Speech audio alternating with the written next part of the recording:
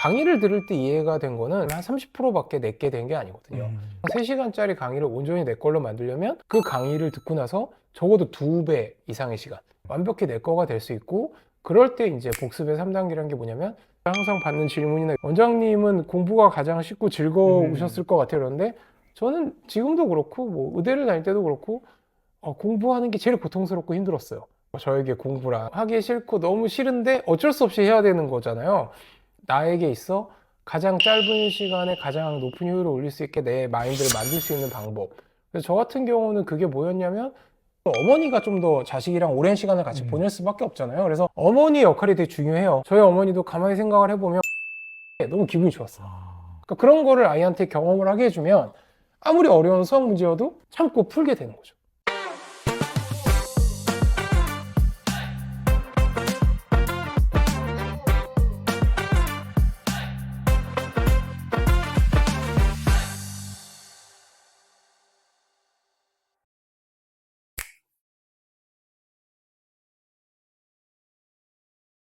안녕하십니까. 실천할 수 있는 교육 인사이트 만들이는 가든 패밀리 브루스 PD입니다.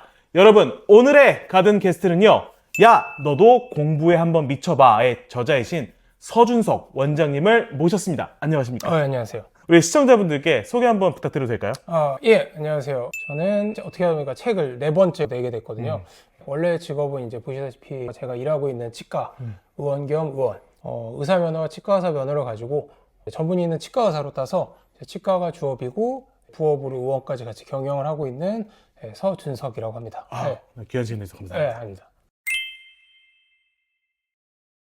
최상위권과 그렇지 않은 학생들의 결정적 차이점이 있다고 좀 말씀해 주셨어요. 최고와 최고가 아닌 사람의 차이는 되게 작지만 그 작은 차이가 결정적인데 이제 절실함인 것 같아요. 요즘 MZ세대들은, 소위 말하는 20대나 10대들은 절실함이라는 거를 안 좋은 거라고 생각을 하죠. 치열하게 절실한 건 뭐 흙수저나 돈이 없거나 천재가 아닌 사람들이 가지는 거고, 원래 뭐 타고난 금수저는 절실할 필요도 없고, 뭐 신체적 능력이 뛰어나거나 뭐 잘생기거나 머리가 좋은 사람은 굳이 절실하게, 좋게 얘기하면 절실함이지만 나쁘게 얘기하면 구질구질하게거든요. 구질구질하게 노력하거나 집착하지 않아도 1등 할 수 있는 게 멋있는 거고, 그렇게 사는 인생이 좋은 거지, 못하러 저렇게 구질구질하게 살아야 되나라고 얘기하지만, 남들은 저를 어떻게 보면은 뭐 사실 타고난 유전적 재능을 금수저라고 보는 사람들이 되게 많더라고요. 뭐 그거는 제가 생각해도 부인할 수 없는 사실일 수도 있고, 왜냐면 뭐 아버지가 정형외과 의사셨고 어머니가 고등학교 수학 선생님이었기 때문에 어느 정도 괜찮은 유전적 재능을 저에게 물려주셨죠. 저는 스스로 그렇게 제가 최고라고 생각은 하지 않습니다만, 왜냐면 뭐 서울과학고나 서울대, 의대, 치대에서 저보다 머리가 좋고 공부도 잘하는 사람을 많이 봤기 때문에. 근데 그런 저를 최고라고 생각하는 분들이 많으니까 뭐 일반적으로 느끼기엔 제가 최고일 수도 있겠죠. 학력이나 공부적인 면에서. 근데 그런 저도 초중고 때 공부할 때 되게 절실했었어요. 우리 집에 돈이 많고 적고 이런 걸 떠나서, 내가 가진 유전적 재능이 있고 없고를 떠나서 저는 진짜 농담이 아니라 목숨 걸고 공부를 했던 것 같아요. 늘 공부라는 건 내가 과연 할 수 있을까? 뭐 내가 쟤를 이길 수 있을까? 전교 1등을 할 수 있을까? 이 문제를 풀 수 있을까? 이런 거에 대한 의문을 하나하나 박살내고 부수는 과정이거든요.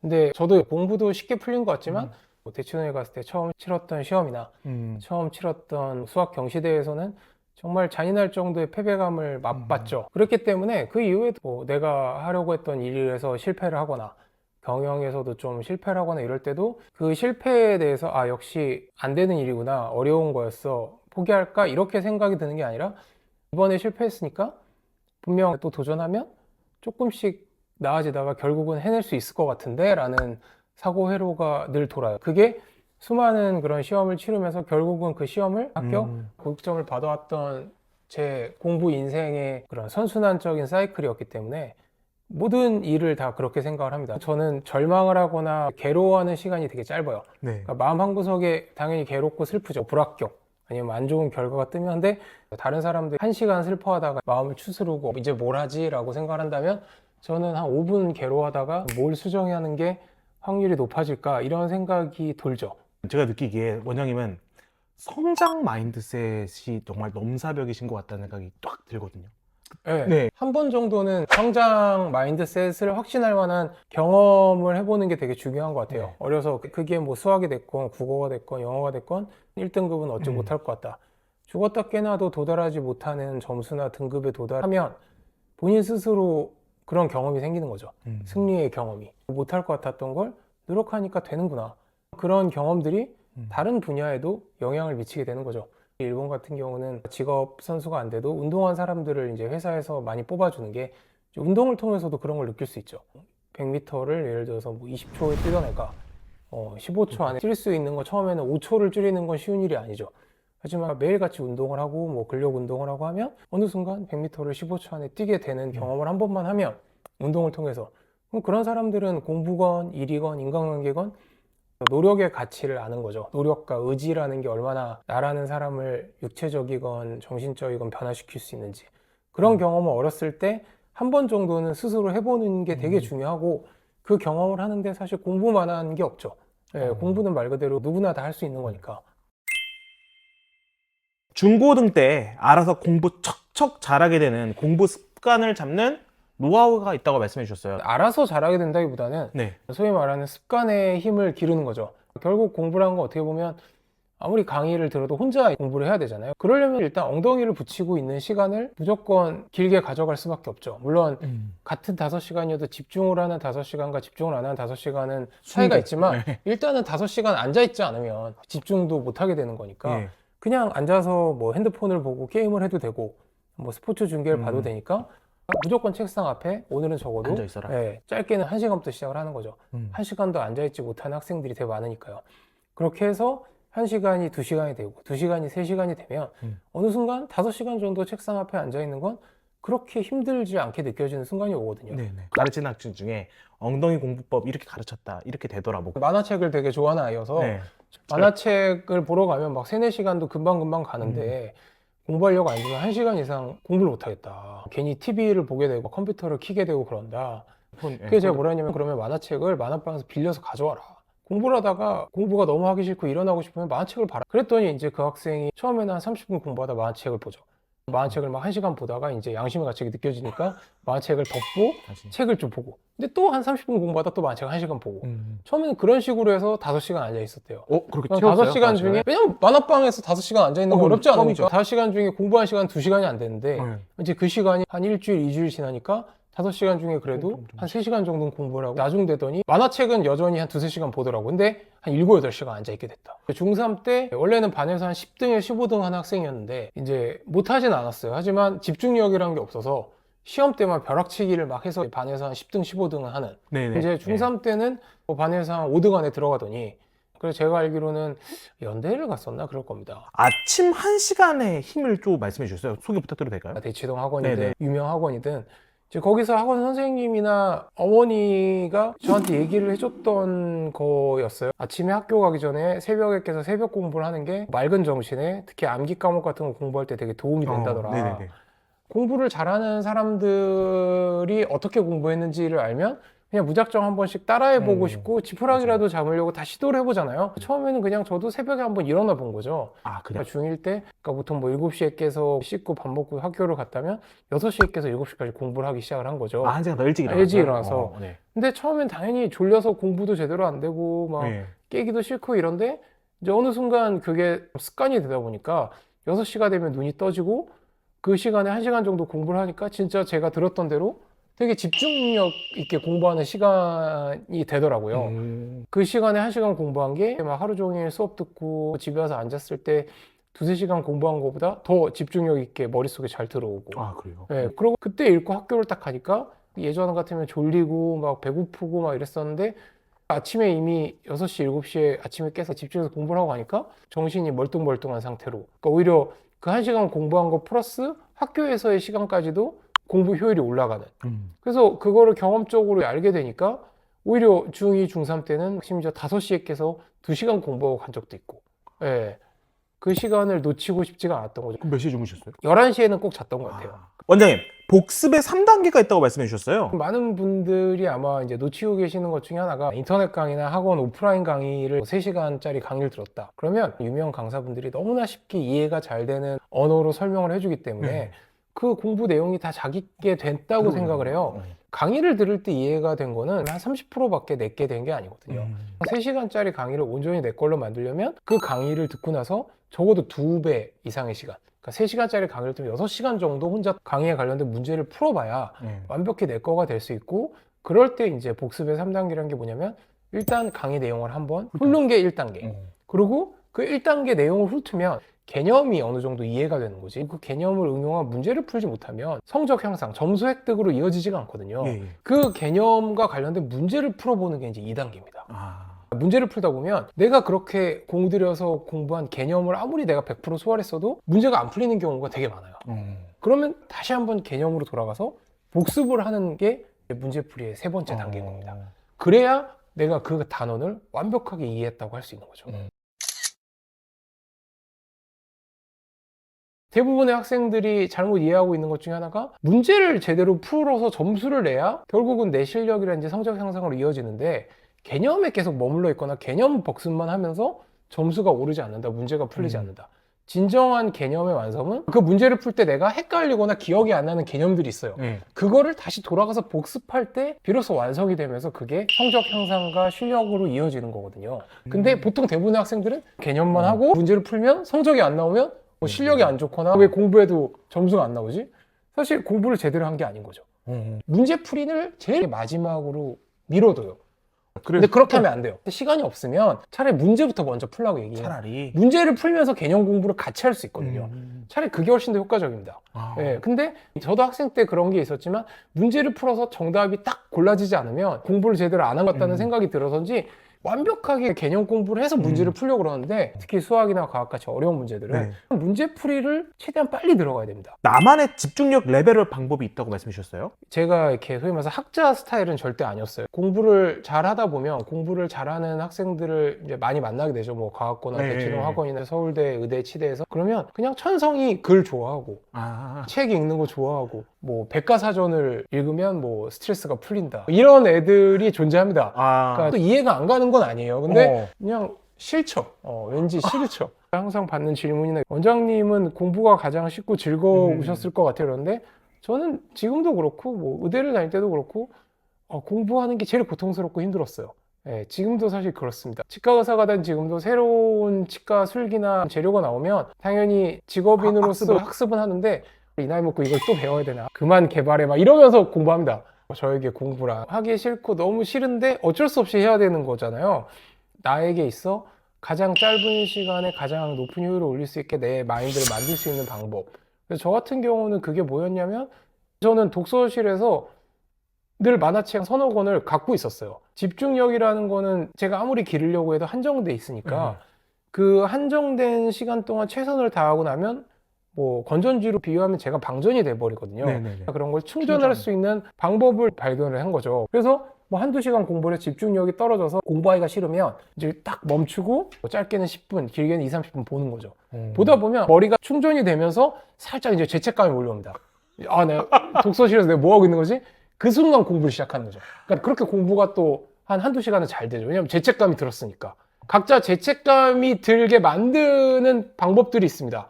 이제 공부를 하다 보면 또 육체적으로 피곤할 수도 있어요. 그럴 때는 저 같은 경우는 정말 독서실에서 이제 엎드려서 한 딱 30분 정도만 알람을 맞추고 자는 거죠. 자진 않더라도 적어도 눈을 감고 아무 생각을 하면 안 돼요.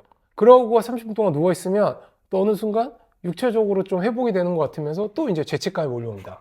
30분 전에는 피곤하고 이러니까 죄책감이라는 게 없어요. 오히려 막 당당하죠. 피곤한데 공부를 어떻게 해? 나 오늘 공부 못하겠어. 죄책감보다 쉬려는 의지가 더 강한데 눈 감고 30분 정도 누워있거나 아니면 너무 피곤하면 나도 모르게 자버려요. 그 경험 많습니다. 그러면 딱 이제 알람을 30분 맞추니까 딱 깨요. 그러면 완벽하게 회복은 안 됐더라도 상쾌해지면서 죄책감이 막 몰려오죠. 그때 공부를 시작하는 겁니다.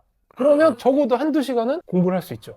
그거를 계속 반복을 하는 거예요. 뭐 김연아는 피겨가 그 대상이었을 거고, 이렇게 즐기면서 하는 사람은 거의 없어요. 대부분의 사람들은 수학하는 게 너무 싫어요. 왜냐면 너무 어려우니까. 원장님도 수학 문제 보다 보면 모르는 게 나오잖아요. 나오죠. 그러면 어떻게 해요? 경시대 문제, 세계 수학 올림피아드 문제까지도 다 풀어봤던 사람이기 때문에 진짜 어려운 문제는 해답지를 봐도 이해가 안 돼요.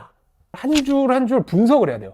해답지를 아무렇지도 않게 첫 번째 줄에서 두 번째 줄로 넘어갔지만 이 줄 사이에 문제를 풀기 위해 수학적 실력이나 사고력이 떨어진 사람한테는 가운데 한 5줄 정도가 필요한 거죠. 그 5줄을 풀이를 제가 생각을 하거나 아니면 선생님이나 수학 잘하는 애한테 가서 설명해달라고 요청을 해야 됩니다. 그럼 이제 걔네들이 5줄을 써주죠. 실제로 그러셨어요? 그렇겠죠. 아니면 좀 더 수학적 실력이 생기면 스스로 여기서 넘어가는데 얘가 여기서 넘어갔어. 그러면 중간에 5줄을 제가 스스로 생각하면서 찾아내는 거죠. 요즘도 있지만 재능 수학이라 그래서 맞아요. 구몬 이런 것처럼 매일 일정 분량을 풀어야 돼요. 그러니까 그거를 어머니가 안 풀면 나가 놀지를 못하겠어요. TV를 못 보게 하거나.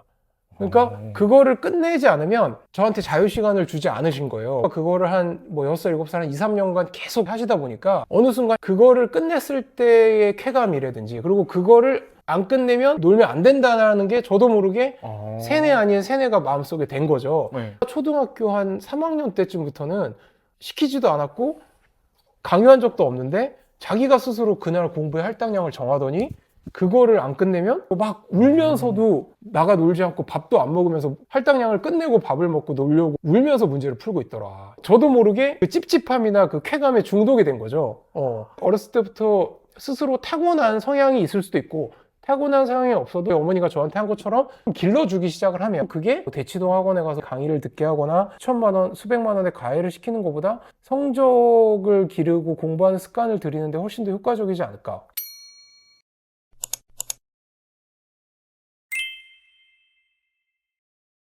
학교에서는 절대 알려주지 않는 수업 시간 활용법 이런 거를 또 말씀해 주셨어요. 네. 난 이런 식으로 암기했다. 한번 소개 한번 부탁드려요. 중요한 건 실제 시험 볼 때까지 그거를 내가 머릿속에 기억하고 있어야 되잖아요.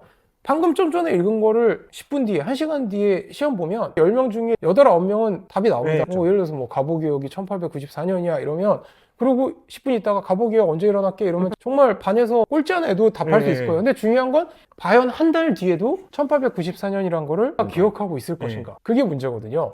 저도 의대 때 수업을 들으면서 알았지만 머릿속에서 단기 기억을 기억하는 뇌까지는 갔다가 장기 기억을 기억하는 해마라는 뇌 부분으로 전달이 안 됐기 때문이에요. 근데 전달이 되는 그 방식이 의학적으로 어떻게 되냐. 일단 외우고 나서 충분한 수면 시간이 필요하고 그거는 개인마다 다 다르지만 적어도 뇌과학자들은 한 6시간에서 8시간이라고 생각을 해요. 그리고 적어도 한 일주일 이후에 한 번 더 리마인드를 해줘야 된다. 그래서 암기 과목이라는 게 복습이 되게 중요하다고 얘기를 하고 또 얘기하는 게 저를 포함해서 암기를 많이 해본 뭐 사법고시를 보거나 변호사 시험을 보거나 의대치대를 다니면서 했던 게 잠을 어느 정도 자줘야 된다.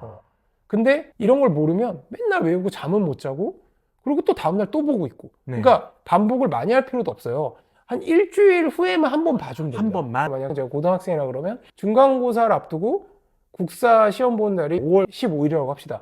그러면 5월 1일쯤에 한 100페이지 분량을 속독합니다. 속독하고 나서 문제를 빨리 봅니다. 그래서 문제에 나왔던 부위를 표시를 해둬요. 형광펜을 치거나 뭐 가루를 치거나. 그리고 시험 딱 일주일 앞두고 5월 8일날 표시된 부분만 완벽하게 정독을 합니다. 그럼 적어도 선생님이 중요하다 표시된 부분을 완벽히 외우고 있죠. 그리고 5월 15일날 시험 보니까 5월 14일날 밤에는 무조건 국사 공부를 할 거 아닙니까? 5월 14일날 다시 한번 정독. 일주일 간격을 두고 딱 3번만 읽습니다. 그러면 적어도 한 8, 90% 머릿속에 들어가 있어요. 가장 적은 시간을 들이면서도 공부한 내용을 장기 기억을 담당하는 해마로 갖다 넣는 거죠. 근데 이거를 모르면 그냥 무작정 5월 15일이 시험이니까 5월 1일도 보고 3일도 보고 5일도 보고 7일도 그러면 국사는 거의 100점 만점에 가깝게 받을 수 있겠죠. 하지만 다른 과목들은 효율이 떨어지는 거예요. 그럼 실제로 원장님은 그런 식으로 의대 그런 식으로 의대 공부를 했고 그 전까지만 해도 정말 전교 1등 하려고 막 한 달 전부터 미친 듯이 공부했는데 고등학교 때는 물론 전교 1등을 할 수는 없었어요. 서울과학고니까 애들도 공부 하지만 네네. 제가 원하는 점수를 받으려고 시험 2주 전부터 공부를 시작했던 거예요. 과목별로 2-3시간씩만 배치를 한 거죠. 요즘에 뭐 의대 열풍이다 해서 학부모님들 중에 공부를 잘하면 아무래도 좀 의대 보내고 싶고 그러잖아요. 네, 그렇죠. 그러다 보면 직관적으로 궁금한 게 과학에 대한 흥미랑 이런 역량들을 어떻게 키워줘야 될지 되게 궁금하거든요. 네. 아이랑 오래 있는 아무래도 아버지는 일도 해야 되고 또 어머니가 좀 더 자식이랑 오랜 시간을 같이 보낼 수밖에 없잖아요. 그래서 어머니의 역할이 되게 중요해요. 저희 어머니도 가만히 생각을 해보면 소년 과학 동화 이런 거를 있어요. 이렇게 집에 이렇게 사다 주셔요. 보통 소년 과학 동화는 막 어려운 막 수식이나 글이 있는 게 아니고 되게 멋진 막 로봇 아니면 우주 사진들 막 무슨 그냥 만화책 같아요. 그런데 그런 거를 보다 보면 자기도 모르게 과학이라는 게 되게 멋져 보이고 저도 어렸을 때 꿈이 과학자였는데 과학자 돼서 뭐 하고 싶어요? 이러면 유치원 때 항상 대답했던 게 로봇 만들고 싶다. 악당도 멋있죠. 물리치기도 예. 하고 막 조종사도 되고 싶기도 하고. 그러면 로봇을 만들려면 과학자가 돼야 되고, 그럼 과학자가 되려면 뭘 해야 돼? 수학과학을 잘해야 돼. 이런 식으로 자연스럽게 어머니가 유도를 해두셨던 것 같아요. 그 다음에 생겼던 동기부여는 어렸을 때 수학 문제를 풀고 이럴 때 당연히 처음에는 어렵고 안 풀리지만 꼭 참고 문제를 풀다 보면 이해가 되고 안 풀리던 문제가 막 생각을 하거나 그랬을 때 풀렸을 때 느끼는 쾌감들. 태어나서 처음으로 성취감을 맛볼 수 있는 가장 쉬운 거는 내가 그동안 못 풀던 문제를 풀어서 얻는 성취감인 거거든요. 그런 성취감을 한두 번씩 맛보게 되면 어느 순간 아무리 풀기 어렵고 공부하기 어려운 수학과학 문제여도 풀고 싶어지는 거죠. 또 어렸을 때는 별것도 아닌 거 가지고 친구들끼리 경쟁을 막 하잖아요. 제가 못 푸는 문제를 아니면 1시간 동안 끙끙대서 겨우 푸는 문제를 내가 10분 만에 멋있게 딱 풀어. 그 친구들이 나한테 수학 문제를 물어봐줘. 그럴 때 쾌감이 사실 저는 어렸을 때 제가 수학 공부를 제일 열심히 했던 가장 큰 이유가 그거였던 것 같아요. 그런 친구들이 기쁨. 나를 수학 잘하는 애로 생각하고 어려운 수학 문제를 저한테 물어보러 오는 게 너무 기분이 좋았어요. 그러니까 그런 거를 아이한테 경험을 하게 해주면 아무리 어려운 수학 문제여도 참고 풀게 되는 거죠. 네, 네, 그게 다였던 것 같아요. 네. 여러분 오늘 영상 어떠셨나요? 오늘 영상이 도움이 되셨다면 자 구독과 좋아요 부탁드리고요. 네. 우리 서준석 원장님의 신간도서 야 너도 공부에 한번 미쳐봐 에도 많은 관심 부탁드리도록 하겠습니다. 원장님 오늘 귀한 시간 내주셔서 감사합니다. 예. 저도 감사합니다. 네.